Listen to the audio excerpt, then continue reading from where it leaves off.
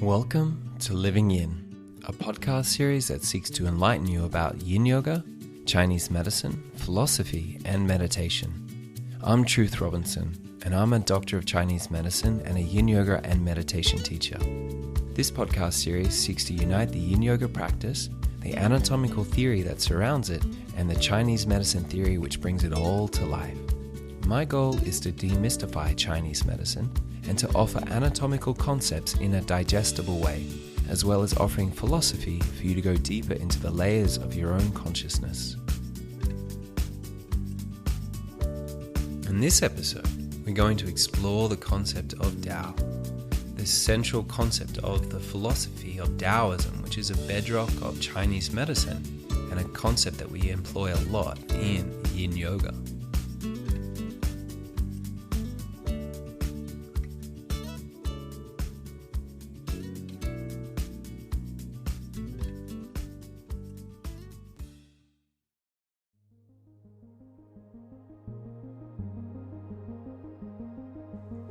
Just letting you know, this podcast was actually released secretly a week before the public release.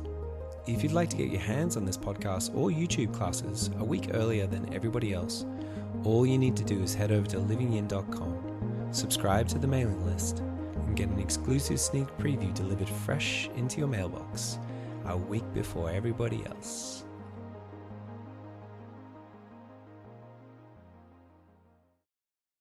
Daoism is an ancient philosophical system, less religion and more a way of existing within the ecosystem of the universe. It is unclear exactly when it arose. Some scholars say it could have been as much as 5,000 years ago, but for sure, it is commonly understood to have originated by at least the 4th century BCE. Initially, Daoism drew its cosmological notions from the school of Yin and Yang, which attempted to explain the universe in terms of the basic forces of nature. Influences are also said to have come from the philosophies of the I Ching, or the Book of Changes. The I Ching describes a system of human behavior in accordance with the alternating cycles of nature. Another great influence was the foundational concept in Daoism called Wu Wei, or effortless effort, as described by Shen Buhai in the 4th century BCE. With many different influences aside, it is widely considered that the 4th century text, the Tao Te Ching, which is translated as the classic of the way and its power, or virtue, is the pivotal text of the Daoist philosophical tradition. Originally, the text was titled after its mysterious author, Lao Tzu, which simply means Old Master. Daoism benefited greatly from further contributions by the text Chuangzi, which is a poetic reimagining and elaboration of the Tao Te Ching. Although there is a consensus that the title Lao Tzu, or Old Master, was bestowed upon the author, it's quite likely that the author or author's identity have been lost forever. There is speculation that it may have been authored by a man called Li Tan, an archivist of the court of the Zhou dynasty. The sage Confucius said of their meeting, "I know that birds fly, fish swim, and animals run. Creatures that run can be trapped. Those that swim can be caught in the net. Those that fly can be shot down. But what to do with a dragon? I do not know. It rides on the clouds and the wind. Today I met Lao Tzu, and he is like a dragon."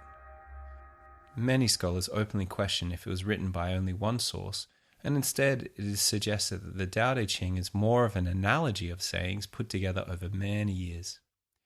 Daoist understanding is that Tao existed before the universe, and it was from Tao, that is, the one source, that came the origin of all being. We read this in Stephen Mitchell's translation of verse 6. Tao is called the Great Mother, empty yet inexhaustible. It gives birth to infinite worlds. He continues in verse 42. Tao gives birth to the one gives birth to the two gives birth to the three, and the three give birth to all things. So from the Tao, or oneness, we are given the inseparable opposing forces of yin and yang. These opposing forces gave birth to the three forces of the universe, heaven, earth, and man, or more simply, spirit, material, and life, which includes all things in the universe. But what is the Tao? This very same question is addressed in the first verse of the Tao Te Ching, translated by Mitchell. The Tao that can be told is not the eternal Tao. The name that can be named is not the eternal name. Frustration instead of spiritual clarity is usually experience that arises when people first come into contact with Taoism. Its enigmatic verses seek to confound the constant desire of the mind to answer unanswerable questions, which, in Taoist philosophy, is the mind's great dysfunction. Where does this dysfunction come from? Well, let's keep reading the first verse. The unnameable is the eternally real. Naming is the origin of all particular things. Our senses are constantly interacting with the outside world, and upon sensing something, our minds instantly want to name it and make sense of it. This constant sensing creates our view of the world, but is simply a sense organ coming into contact with the outside world and so labeling it. This creates a division. We think there is this thing that we sense as external, and then there is me that is separate from it. Our point of view becomes tainted due to the urge to label everything as individual. As Chuang-Tzu says, everything can be a that, and everything can be a this. That comes from this, and this comes from that, which means that that and this give birth to one another. When there is no more separation between that and this, it is called being one with the Tao. Tao is the object observed by the senses, but observing Tao is not experiencing or being Tao. We may observe a flower, but observing doesn't allow us to know the bliss of being a flower. In the same way, simply objectifying our sense experience, we will never open to the bliss of being the Tao, unless we are able to be totally immersed within the moment. No analyzing the moment or trying to make sense of it. As Chuang-Tzu says, there is nowhere where it is not. It is the totality of experience.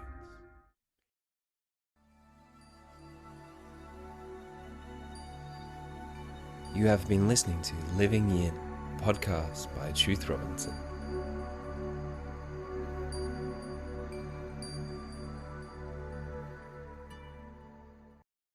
One of the most famous parables in the Chuang-Tzu is the story of the butterfly dream, translated by Lin Yu Tang. Once upon a time, I, Chuang-Tzu, dreamt I was a butterfly, fluttering hither and thither. To all intents and purposes, a butterfly. I was conscious only of my happiness as a butterfly, unaware that I was Chuang-Tzu. Soon I awakened, and there I was, veritably myself again. Now I do not know whether I was a man dreaming I was a butterfly, or whether I am now a butterfly dreaming I am a man. Between a man and a butterfly, there is necessarily a distinction. The transition is called the transformation of material things. This story depicts the relationship between the waking and dream states, or the blurry line between reality and what is an illusion or our perceived reality. The story challenges our ingrained perception of reality, because how do you know if the senses and mind are presenting the ultimate reality or simply an illusion? This illusion we are constantly perceiving is our own projection of the world, layered on top of ultimate reality, what we call Tao. Imagine for a moment that you were born blind. What would exist for you? You would probably develop a heightened sense of smell and touch, so some things would create your view of the world. Let's take this a step further. What if you were born with no senses at all? No colors, smells, tastes, sounds, nothing to feel, and no pain. If we took our senses out of the equation, what would be our view of the world? What would be our perceived reality? Would we feel more subjectively disconnected, and so more at one with the world, like a deep state of sense withdrawal meditation? Would we have the feeling of being immersed in the descriptionless, formless oneness of the universe, that is, becoming one with the Tao? In the story of the Chinese philosophy by Yin and Weinberg Chai, they describe a passage from Chuang-Tzu. Tao has reality and evidence, but no action and form. It may be transmitted, yet not possessed. It existed before heaven and earth and lasts forever. Here, Chuang-Tzu reaffirms the descriptionless and formless nature, which is, of course, Tao. This nature is unable to be held by the tools of the mind or senses, and so is transmitted not through words or ideas, but through experience or beingness. At this point, we may be inspired to experience Tao, to go and sit outside and really examine existence.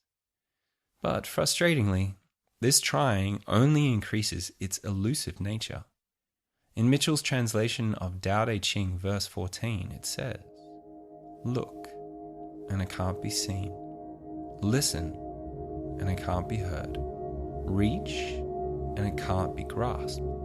Approach it, and there is no beginning. Follow it, and there is no end. You can't know it, but you can be it, at ease in your own life. Just realize where you come from. This is the essence of wisdom." I love some of the lines in the previous verse. They really get to the crux of Taoism. First, we have a realization that this path has no end. To many seekers, the goal has always been to realize nirvana or enlightenment, which usually takes many hours of meditation, quitting a job, heading to the sacred mountains, renouncing all the things, and then do thousands of hours of prayers, etc., etc. But Lao Tzu says, follow it, and there is no end. No end. We will be doing all of this that we are doing for the rest of eternity. So what's the rush? If there is no start or end, then the path is a circle, endless through the millennia. So relax. Celebrate where you are right now in your life, as there is no point on this circle that is anywhere further ahead than anywhere else. The next line that really speaks to me is, just realize where you come from. As if it's an experience of coming back home to our essence, to the place of our origin, the never-ending nowness. Nothing to add and nothing to take away. Within Taoism, the first principle of the universe is known as the Wu Ji, or oneness.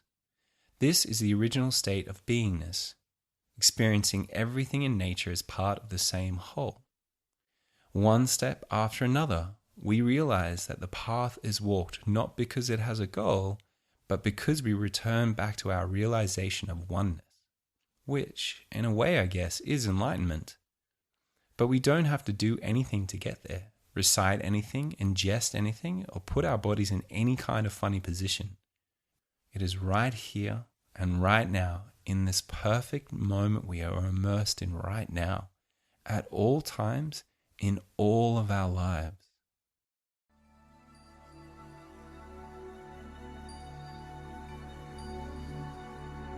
You have been listening to Living Yin, podcast by Truth Robinson.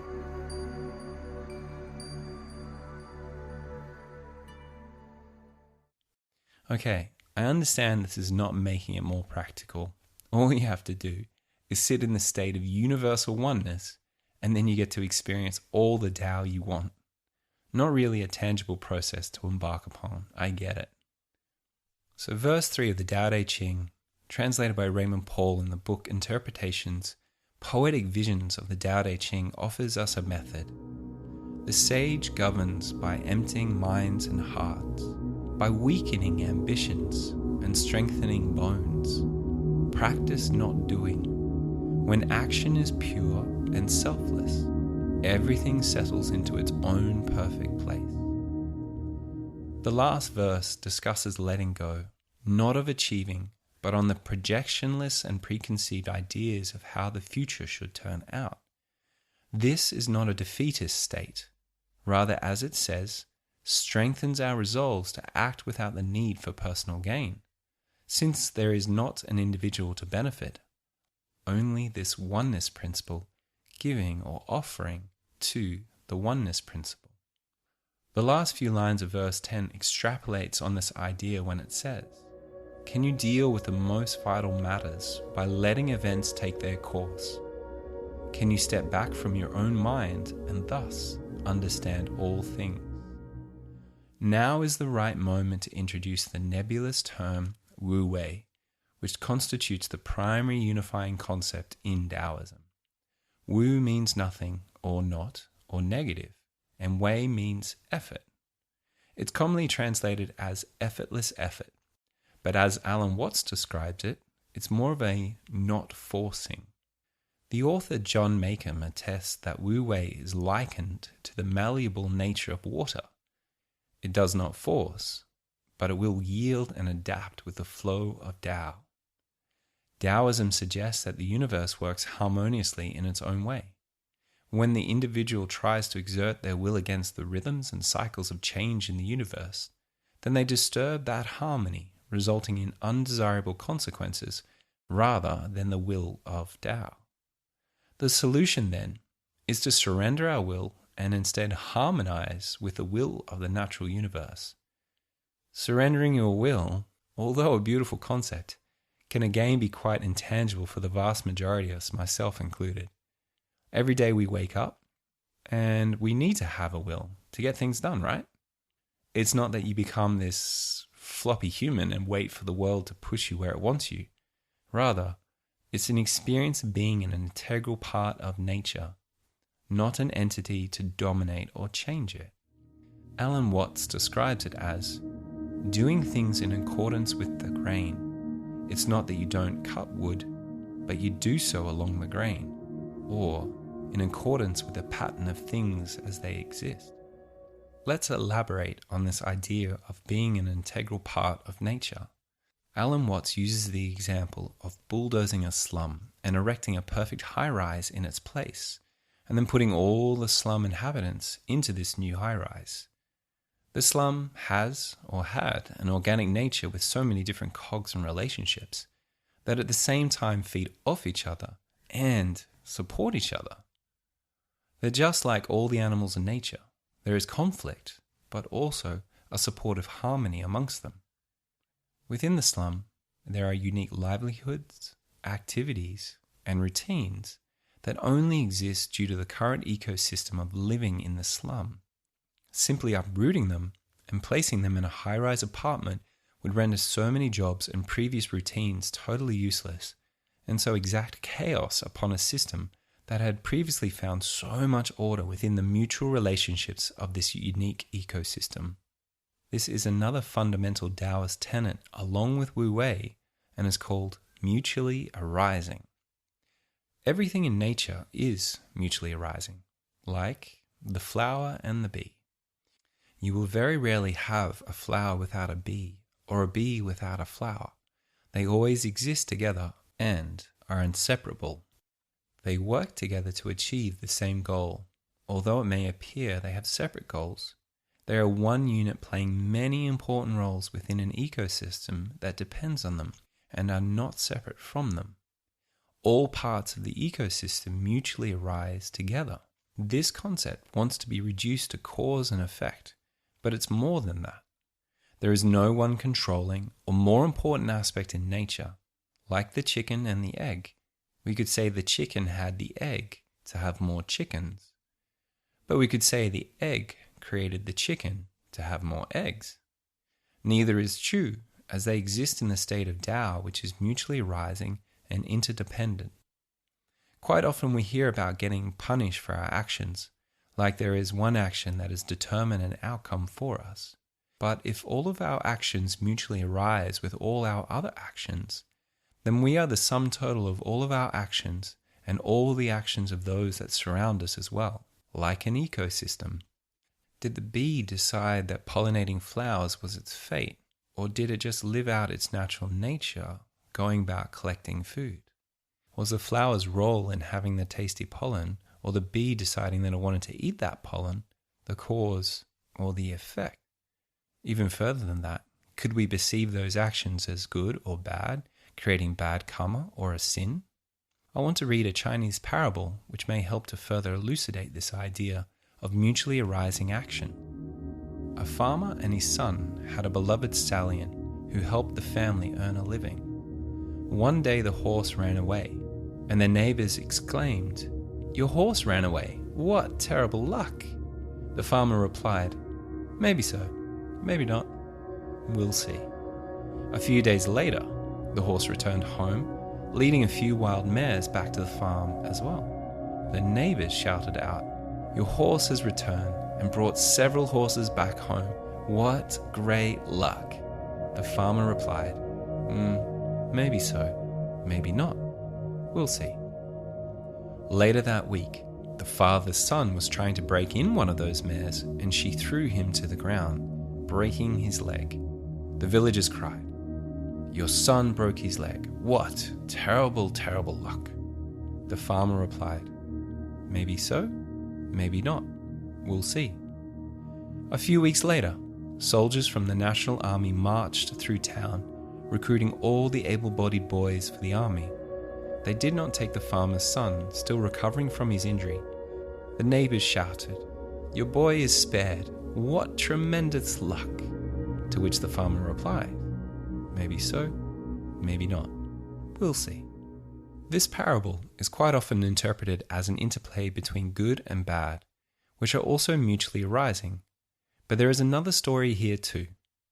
The farmer doesn't immerse himself in the cause or effect that is unfolding. To him, both are one. Something happens and is both a cause and an effect at the same time. He simply observes the way the grain of wood is flowing and chose to cut along it as it is the path of least resistance. He doesn't not do, and he even does do with will and purpose. But he does not see the resulting will of the universe as separate from his own. Instead, sees all that occurs as the ever-unfolding Tao. The path of Taoism, then, is not about renouncing the world, and as Mitchell's translation of verse 13 says, "See the world as yourself, love the world as yourself." Living in this way will slowly bring us back into line with Tao, with the nature of the universe, and we will begin to let go of the desire to force and control. As Alan Watts said, the ruler should abdicate and trust all the people to conduct their own affairs, to let it all happen. The more liberty you give, the more love you give, the more you allow things in yourself and in your surrounds to take place, the more order you will have in your life. Stay tuned for the next episode of Living Yin as we delve into the concepts of yin and yang. Just another heads up, this podcast was actually released secretly a week before the public release. If you'd like to get your hands on this podcast or YouTube classes a week earlier than everybody else, all you need to do is head over to livingyin.com, subscribe to the mailing list, and get an exclusive sneak preview delivered fresh into your mailbox a week before everybody else.